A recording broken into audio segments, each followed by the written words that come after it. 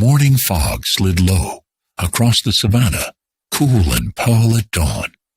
A mouse followed dew trails beside a lion's jaded flank, in silence. The lion slept heavy, breath rolling like drums far away in rest. The mouse hunted seeds, keeping close to stones and roots for cover. A thorny vine caught its tail and held it tight there all at once. It squeaked, careful not to wake the sunlit king too soon today. One amber eye opened. The lion rose a little, slow in silence. His paw pressed sand beside the mouse, drawing a warning line.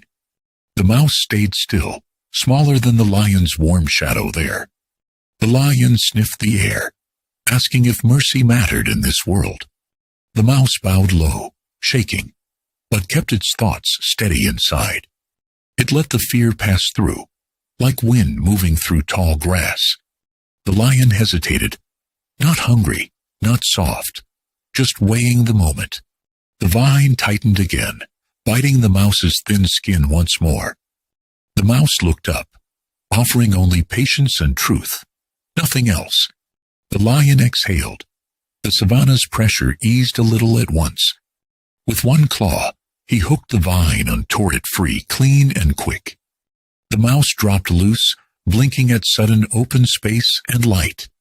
No cheers rose. Only insects stitched a hush in the rising heat. The mouse nodded once, then vanished into grass, like drifting dust. The lion lay back down, letting the lesson drift like dust again.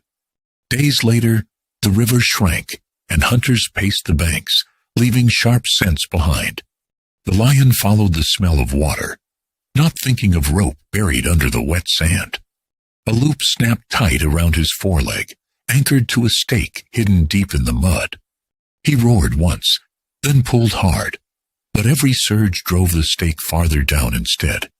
Heat rose, strength drained fast, because panic burns power quicker than thirst ever can.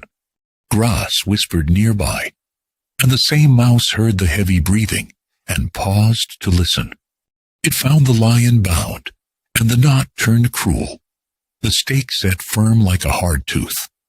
The mouse did not sprint in circles.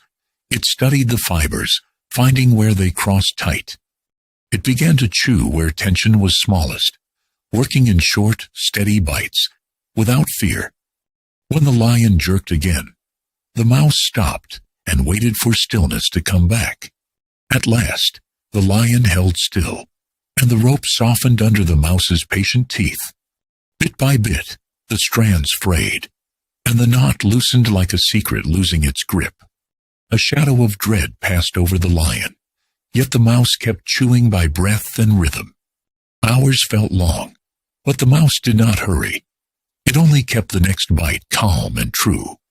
Finally the loop opened, and the lion's paw slid out, sore, yet no longer held at all. He did not leap to hunt. He stood quiet, as if hearing his own heartbeat clearly again. The mouse stepped back, with dust on its whiskers, and the lion lowered his great head. In that lowered head lived a lesson the savannah knows, simple as evening light at rest. Kindness is small, yet it returns with weight, arriving when pride has nowhere to hide. The lion watched the mouse fade into grass, and this time he remembered the track it left. He walked to the river slowly, carrying respect as carefully as water in cupped hands.